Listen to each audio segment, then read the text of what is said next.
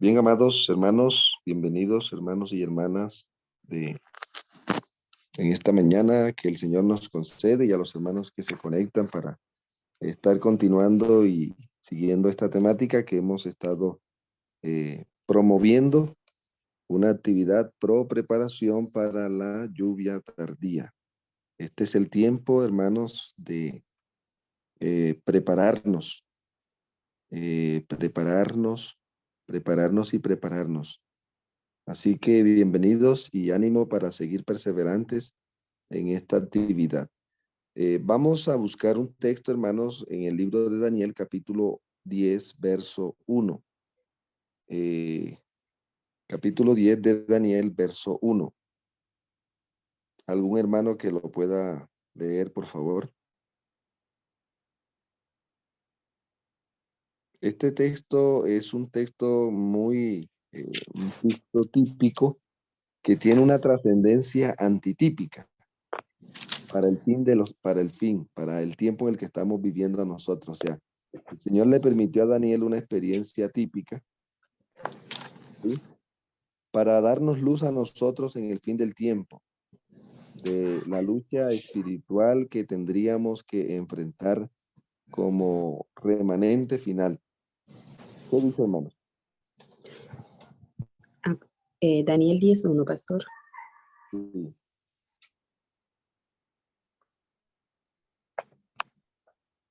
En el año tercero de Ciro, rey de Persia, fue revelada palabra a Daniel, llamado Balsasar, y la palabra era verdadera, y el conflicto grande. Pero él comprendió las palabras y tuvo inteligencia en la visión. Vamos a leerlo otra vez, hermanito. En el año tercero de Ciro, rey de Persia, fue revelada palabra a Daniel, llamado Belsasar, y la palabra era verdadera y el conflicto grande. Pero él comprendió la palabra y tuvo inteligencia en la visión. Hermanos, cada vez que el Señor va a revelar su palabra y cada vez que el Señor va a revelar su visión, hay un conflicto grande, porque en cierta manera de esa revelación dependen muchas cosas, ¿sí? En el caso de lo que está describiendo Daniel y lo que estaba sucediendo en el tiempo de él, nos ayuda a tener un acercamiento a lo que estaría pasando en el fin de los tiempos, ¿sí? Con el remanente final. Y esa gallardía que tuvo Daniel para entender la palabra y comprender la visión, es una inspiración para nosotros, hermanos, entender que esta es una guerra contra el propio Belcebú, el príncipe de las tinieblas. Lo dice ahí en el verso 2, estuve afligido por 21 días, ¿cierto? El conflicto era grande y ahora dice el verso 2, ¿qué dice, hermano? En aquellos días, yo Daniel estuve afligido por el espacio de 3 semanas. Entonces, hermano, noten, si el conflicto es grande, grande también deben ser nuestras oraciones. Daniel estaba enfrentando un conflicto grande, por lo tanto, hace un programa amplio de oración. ¿Cuántos días?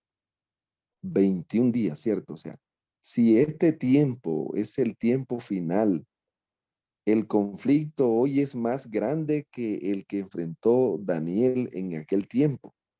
Por lo tanto, la búsqueda del remanente hoy debe ser más amplia de las cosas celestiales y espirituales. Tiempo para afligirnos, tiempo para angustiarnos, tiempo para clamar. Es imposible que nosotros estemos enfrentando un conflicto grande y no estemos orando en grande. ¿Cómo vamos a hacerle frente? Y por eso ese capítulo se torna importantísimo para nosotros, hermanos. Lo que Daniel vivió en su tiempo a una escala pequeña, nos tocaría vivirlo a nosotros en una escala grande. Podemos decir hoy entonces que el conflicto hoy es más grande que el conflicto que enfrentó Daniel, ¿sí o no? Por lo tanto, necesitamos hombres y mujeres que se levanten en el nombre del Señor a buscar al Señor en grande, porque es la única manera de prevalecer, ¿verdad? No podemos, hermanos, sobrevivir a esto que estamos enfrentando en el tiempo final. Sobre todo, amados hermanos, porque la palabra declara en Apocalipsis capítulo 3 qué es lo que estaría sufriendo el pueblo final de Dios. Apocalipsis 3:18. Vamos a alguien que nos busque allí. Apocalipsis 3:16. Los males que estarían prevaleciendo en el pueblo remanente previo al fin definitivo de la gracia. ¿Qué es el diagnóstico que describe el Señor? Apocalipsis Dice, 3. dice en el 16, pero por cuanto eres tibio y no frío, ni caliente, te vomitaré de mi boca. Una amenaza Ujú, en el pleno fin del qué. del Te mundo. vomitaré de mi boca, te vomitaré de mi puerta. ¿Sí? Siga leyendo. Tú dices, yo soy rico, me he enriquecido y de nada tengo necesidad, pero no sabes que eres desventurado, miserable, pobre, ciego y estás desnudo. Entonces, miren cuál es la problemática, el diagnóstico que nos muestra el testigo fiel, que estaría prevaleciendo previo a la entrada a la Nueva Jerusalén, previo a la entrada a la eternidad, hermanos. Entonces, allí dice que tú dices, eres un desventurado, pobre, ciego, ciego, ciego. Ahí la palabra ciego, hermanos. ¿Sí? Tiene que ver con la ausencia de la visión. ¿Qué es lo que él perdió el pueblo remanente en el fin del tiempo? La Perdió la visión, que, hermano, la visión. perdió la visión profética, porque fuimos levantados. Miren, hermanos queridos, en un Apocalipsis capítulo 10, versículo 11. ¿Cuál fue el cometido que nos dejó el Cordero cuando comenzamos nuestro peregrinaje como pueblo remanente? ¿Qué dice Apocalipsis capítulo 10, verso 11? Él me dijo, es necesario que profetices otra vez sobre muchos pueblos, naciones, lenguas y reyes. Amén. ¿Para qué nos levantó el Señor? Para profetizar, predicar, Para llevar enseñar. en el mundo una misión que profética, una misión profética, ¿verdad? ¿Ya? Pero para poder desarrollar una misión profética, necesitamos una visión profética. Pueden apagar el micrófono, hermanos. Necesitamos una, ¿qué, hermanos? Es imposible llevar a cabo en el mundo una misión profética si no tenemos una visión profética. Y cuando el Señor dice en su palabra, es necesario que profetices otra vez, es porque el Señor le va a dar al remanente final la visión profética del fin de los tiempos. El Señor le ha dado a la iglesia todo lo que ella necesita para que lleve a cabo su propósito en la tierra. Nos dejó una gran visión. Por eso, amados hermanos, cuando se trata de entender la gran visión, como dijo Daniel, pero pude entender la que. Finalmente el verso, ¿cómo La termina el verso visión. 11? Pero, ¿cómo? Ahí dice, pero, ¿cómo termina Daniel capítulo 10, verso 1?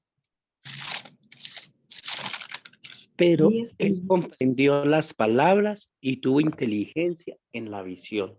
¿Qué es lo que el diablo está trabajando hoy en pleno fin del tiempo? Que no comprendamos la palabra ni que entendamos la visión. Por eso el conflicto es grande y todo aquel que quiera, hermano, tiene que alistarse para enfrentar un conflicto como el que enfrentó Daniel, parecido en su tiempo. ¿Sí? Entonces, ¿qué es lo que está pasando con la Odisea? No comprende la palabra y tampoco entiende la visión. Por eso declara, está ciega, está ciego. Ahora, entonces fíjense, hermanos queridos, en ese orden de ideas, en el amoroso Señor, ¿cuál es la solución para el problema de la Odisea, hermanos? En primer lugar, es un problema espiritual contra el propio Belcebú, el príncipe de las tinieblas. ¿Sí? El príncipe de las tinieblas que ha obrado para oscurecernos la palabra y para oscurecernos la visión, que ha obrado para enceguecernos, para quitarnos la visión profética. Ahora, ¿cuál es la solución entonces, hermanos, para el problema de la iglesia? Yo le decía a los hermanos una vez predicando, ¿verdad? De esto, de paso sería bueno repetirlo. Apocalipsis 3, versículo 17. ¿Cuál es el diagnóstico que da el testigo fiel? Ya lo leímos, pero vale la pena repetirlo. Dice, tú dices, yo soy rico, me he enriquecido y de nada tengo necesidad, pero no sabes que eres desventurado, miserable, pobre, ciego y estás desnudo. ¿Cuántos problemas tiene la Odisea según el testigo fiel? 5. 5. Ahora, ¿cuál es el problema base de esos 5 problemas? La ceguera. ¿Y por qué la ceguera? Porque yo para dejar de ser miserable tengo que dejar de ser ciego. Para dejar de ser pobre tengo que dejar de ser ciego. Para dejar de estar desnudo debo dejar de ser ciego. O sea, el problema base de la Odisea es la ausencia de la visión. La ausencia de la visión profética, porque en Apocalipsis la palabra ciego significa ausencia de visión profética. Porque en Apocalipsis lo que más se repite es la palabra vi. Juan ve, Juan ve, Juan ve. Aquí se le muestra esto y Juan ve allí una visión. ¿Sí? ¿Ya? Entonces, ¿qué traduce la palabra ciego? ¿Qué es lo que ve Juan en la Odisea? No tiene visión profética. No tiene visión. ¿Ya? Ahora, ¿cuál es el remedio base de la Odisea? Vamos a mirar que el testigo fiel ofrece 3 remedios para el problema de la iglesia. ¿Cuáles son los 3 remedios que ofrece? Vamos a enumerarlos, hermanos. Dice, por tanto yo te aconsejo que compres de mí oro refinado en el fuego para que seas rico. 1, Vestiduras blancas para vestirte, para que no 2. te descubra la vergüenza de tu desnudez. Y unge tus ojos con colirio para que veas. Entonces, ¿cuál es el remedio base? Colirio. Vestidura, colirio Colirio. y oro. Si usted sabe cuál es el problema base, usted sabe cuál es el remedio base. ¿Ya? ¿Por dónde debemos iniciar para cambiar esta realidad que nos está matando? Y esta realidad dura que estamos viviendo como pueblo. Todos estamos inconformes con lo que estamos viendo y viviendo. Yo no creo que haya un adventista hoy que esté conforme y que pueda estar diciendo gloria al Señor por lo que estamos haciendo y por lo que el Señor está haciendo entre nosotros. Hay un inconformismo general, algo, como dijo alguien, tenemos que hacer algo, pero no sabemos lo que tenemos que hacer. Y estamos buscando la panacea espiritual. No es que nos falta esto, no es que nos falta esto. y comenzamos a buscar un sinnúmero de salidas a la problemática que estamos viviendo y viendo. Pero el testigo fiel es claro en lo que está diciendo. El remedio base que él tiene para la iglesia se llama la visión. Y la visión aquí tiene que ver con el colirio. O sea que el colirio es la visión. Y el Señor le dejó a la iglesia, ¿sí? Los que tengan allí lo vamos a ubicarnos, hermanos, en esta mañana, el primeros escritos, ¿sí? Capítulo 1. ¿Cómo se llama el capítulo 1 de primeros escritos?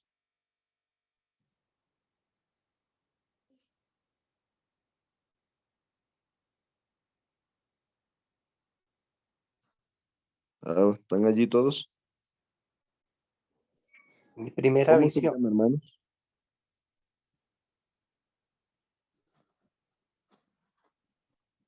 Primeros escritos, capítulo 1. ¿Cómo titula? Mi primera visión. ¿Cómo se llama? Mi primera visión. O sea que antes, ¿qué había? Ceguera. Ceguera. Ceguera. Se tiene que entender cuando dice la primera visión es porque antes había oscuridad. Es porque antes había tinieblas. Por lo tanto, esto es lo que el testigo fiel está haciendo, ¿no? O sea, hermano, la solución de la iglesia no depende de algo que Dios va a hacer. Y eso en cierta manera nos llena de gozo. O sea, la solución para la iglesia depende de algo de lo que Dios ya hizo. Y yo puedo decir amén y gloria al Señor, hermanos. Porque en verdad que digamos, cuando usted tiene un problema, pero en su casa tiene la solución para ese problema, ¿usted está preocupado? ¿Usted está angustiado? ¿Usted está desesperado? Tengo un problema, pero dentro de mi esfera tengo la solución. Entonces no hay, o sea, no hay por qué angustiarnos. Y en cierta manera, esto nos debe a nosotros llevar una reflexión, ¿sí? Porque estamos buscando la panacea que soluciona todos los problemas espirituales de la iglesia. Sabemos que las cosas andan mal, pero no sabemos qué hay que hacer. Y el testigo fiel nos está diciendo, mire, la primera visión, ¿por dónde debemos comenzar? Por la primera visión. ¿Ya? Para recobrar la visión profética, ¿por dónde hay que comenzar? Por la primera visión. La segunda visión, y ya vas a ver, ya vamos a ir viendo más. Tercera visión. ¿Sabe cuántas visiones recibió, amados hermanos, el remanente en el inicio del viaje? ¿Alguno ha tenido el dato por allí, según lo que estuve leyendo en un libro esta semana? Fueron más de 2000 visiones que el Señor le reveló a su sierva, a la iglesia a través de su sierva. ¿Cuántas, hermanos? Nunca un profeta recibió tantas visiones. Y eso debería, hermanos, ¿cómo es posible? Por eso, ¿cómo es posible que una iglesia que recibió tantas visiones esté ciega? O sea, eso es increíble, inaudito, inaceptable. Pero estamos ciegos. Eso dice el testigo fiel. Y lo que vemos hoy lo confirma. Lo que está pasando hoy. Tiempo de tanto relativismo. No hay cosas objetivas, todo depende. Como si el testigo dice, no, yo soy el amén. Como si él no fuera el amén. Entonces, no, eso depende, todo depende, todo depende. ¿Ya? Amados hermanos, el Señor nos ha dejado en su gran amor en abundancia la solución al problema que tiene la iglesia. El problema es que esta ceguera no es una ceguera, es una ceguera voluntaria. Porque muchas veces una vez decíamos, hermanos, una persona ciega hace daño y se hace daño fácilmente.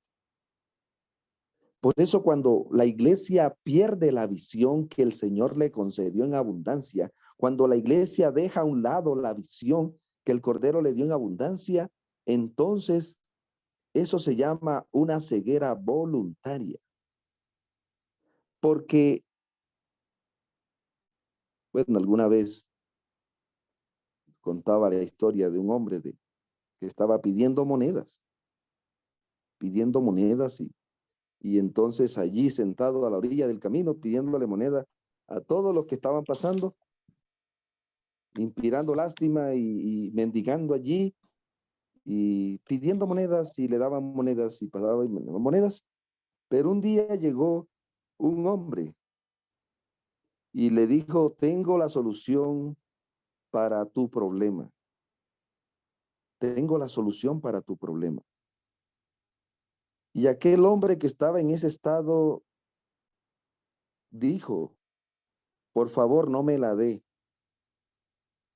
Porque si usted me da la solución, yo con esto es que sostengo a mi casa, a mi familia. Y si yo cambio esta situación, si se me cambia la situación, miren hermanos queridos, impresionante, ¿no? Entonces el hombre prefirió seguir mendigando antes que recibir la sanación y la solución al problema.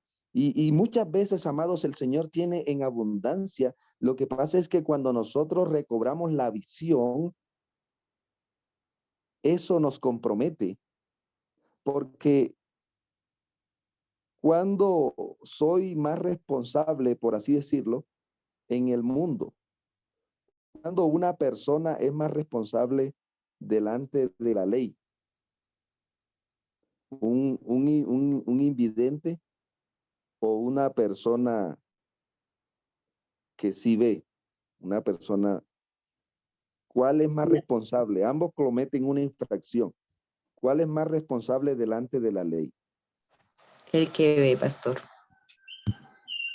Entonces, el que ve es más responsable. Entonces, cuando nosotros recobramos la visión, nos da miedo porque nos hace más responsable. O sea, delante de Dios hay una responsabilidad, hermano, y hemos llegado en un estado, miren, hermanos, que hemos escuchado, es que entre más luz, más condenación. Entonces yo prefiero vivir como estoy y mejor no me dé más luz, porque yo le digo, entre más luz, más candela, no es más condenación. Entre más luz, más candela. Entonces, como quiero poquita candela, entonces quiero poca luz. O estamos hablando en función de la salvación o en función de la perdición, hermanos. O nos da miedo comprometernos a gran escala con el Rey del Cielo que tuvo a bien revelarnos la visión. Entonces prefiero seguir ciego para no, entre comillas, porque es un engaño satánico y diabólico que el diablo ha metido. No, quédate con lo que tienes. Pero nosotros somos responsables delante del Señor. Hay una responsabilidad porque somos parte de una iglesia que recibió una gran visión, una gran visión. Y amados hermanos, estamos llegando al final del camino. El Señor está que entra a la Nueva Jerusalén y el cortejo va detrás. Y ahora decimos que la iglesia es la esposa. El novio va adelante. Yo quisiera, hermanos, que miren esto. El novio va adelante. ¿Y dónde va la iglesia en la primera visión? Detrás. La iglesia va detrás. ¿Y para dónde va el novio? A la Nueva Jerusalén. Donde su esposa. ¿Y dónde va la iglesia? Va detrás. Detrás. ¿Y ahora qué dicen los predicadores modernos? Que la iglesia es la esposa. O sea, qué cosas tan tremendas. Amados hermanos, quería resaltar algo aquí. Vamos a leerlo, por favor, con esta parte, porque miren, esta semana vamos a estar con la ayuda del Señor mirando con detalles esto, que el Cordero nos dio en abundancia. Hemos estado inquietados, hemos sido movidos, hermanos. ¿Qué hago? ¿Qué hacemos, Señor? Aquí estamos impedidos, impotentes. Me declaro impotente frente a semejante desafío. Pero, Señor, lo único que puedo hacer es orar y hacer diagramas para ver si tu pueblo entiende. Y que el Señor los pueda usar para que el pueblo pueda recobrar la visión. La primera visión. Recién, cuando yo digo la primera visión, es como cuando recién comienzo a ver, cuando recién se me están abriendo los ojos. Por eso cuando tú vas a la visión, vas a encontrar allí la guerra contra el propio Belcebú. La guerra que tuvo Daniel allá en capítulo 10, la vas a experimentar. ¿Por qué? Porque el enemigo no quiere que usted contemple la primera visión. Porque cuando contemplamos la primera visión, dejamos de ser ciegos. Amén. Tengo el contacto con la primera visión. ¡Wow! Puedo ver a través del lente profético a mi Salvador que va delante de mí.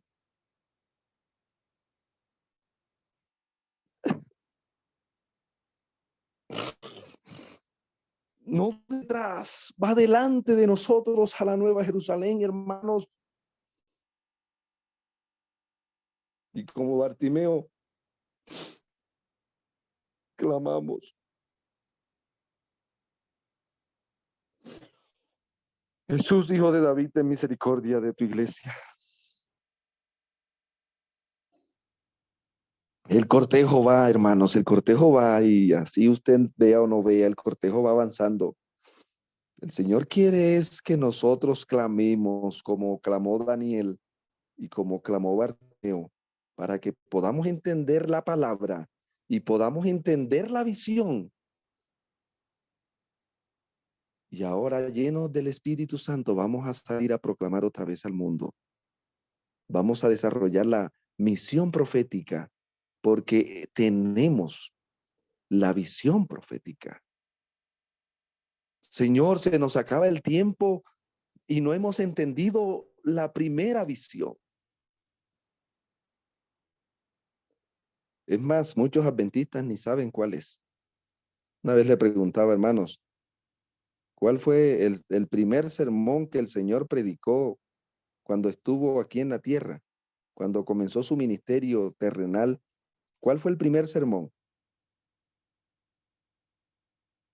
¿Alguno sabe cuál fue el primer sermón que el Señor con el que aperturó su ministerio terrenal aquí, cuando vino por primera vez? Que dio a los 12 años, pastor.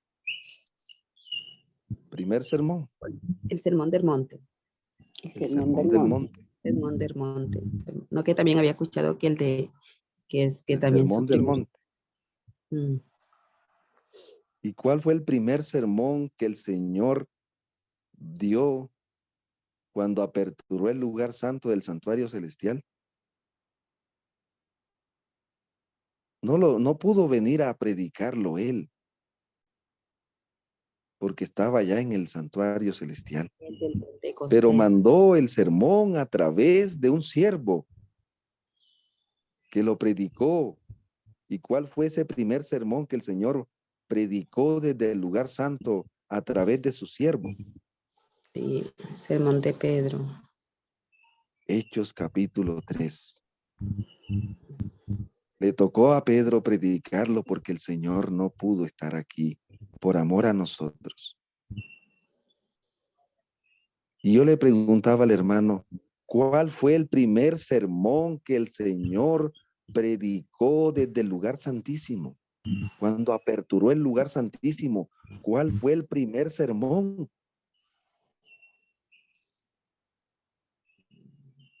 ¡Wow! ¿Saben cómo se llama? La primera visión. No pudo venir a predicarlo, lo mandó a través de su sierva. No es la primera visión de Ellen White, es la primera visión del remanente final, amados hermanos. Que el Señor la mandó a través de su sierva es diferente. Es la primera visión para una iglesia que está ciega. En esta mañana, hermanos queridos, en el nombre del Señor, escuchemos el eco del ángel. Preparaos, preparaos, preparaos. ¿Y cuál es la preparación que debemos hoy pedirle al Señor que nos conceda recobrar la visión profética? Esa es nuestra tarea, amados hermanos. Recobrar la visión profética. En este tiempo, el Señor desde el Santísimo está diciendo, yo estoy a la puerta del lugar santísimo y llamo a la iglesia de la Odisea. Si alguno de los que están allí abre la puerta y entra al lugar santísimo por la fe, entraré a él, cenaré con él y él conmigo. Es la puerta que nos abrió a la Odisea, nos abrió una puerta que nadie puede cerrar y cerró una puerta que nadie puede abrir. Amados hermanos, que en esta semana podamos tener un encuentro con el Señor, así como Daniel lo tuvo en Babilonia. Y que podamos nosotros hoy escuchar la voz del testigo fiel. Escuchar la voz del testigo fiel. Y te alabo, Padre, en esta mañana. Te alabo, Señor, porque la solución al problema mío ya tú lo diste en abundancia. Te alabo, Padre eterno, que nos diste en abundancia la solución. Te alabamos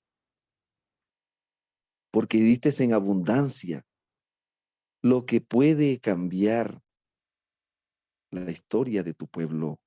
Hoy, cuando estamos a punto de entrar a la Nueva Jerusalén, oh Señor, te rogamos como Bartimeo, Señor, Hijo de David, ten misericordia de tu iglesia. Señor, Hijo de David, ten misericordia. Cordero, Hijo de David, ten misericordia de la Odisea. Ten misericordia. No queremos perecer con el mundo, Señor. No queremos quedarnos por fuera de esa entrada triunfal tuya a la Nueva Jerusalén. No queremos quedarnos mendigando a la orilla del camino, Señor. No queremos quedarnos a la orilla del camino dando lástima. Queremos seguir al Cordero por donde quiera que Él va. Queremos, Señor, pedirte el poder para seguir a tu Hijo, porque en nosotros no hay nada. Por eso te rogamos, Padre Santo, que nos compres para ti, que nos vistas, y necesitamos la armadura también. Señor, queremos estar donde tú estás. pero queremos que tú estés donde nosotros estemos. Tu palabra declara, Señor, entraré a Él, cenaré con Él. Señor, que ya no vivamos nosotros, sino que tu Hijo viva en nosotros. Gracias te damos en esta mañana por este devocional. Y gracias te damos por lo que estás haciendo. Gracias te damos por lo que has hecho y por lo que vas a hacer. Queremos estar contigo, Señor. Y no solamente nosotros, nuestros hijos, nuestras hijas, nuestros hermanos, nuestros familiares, nuestros vecinos. Queremos ir a casa, pero no queremos irnos solos, Señor. Queremos un gran cortejo que siga al Cordero, como lo vio tu sierva, muy por encima del mundo, en dirección a la santa ciudad. Gloria te damos en el nombre de tu eterno Hijo. Amén, amén.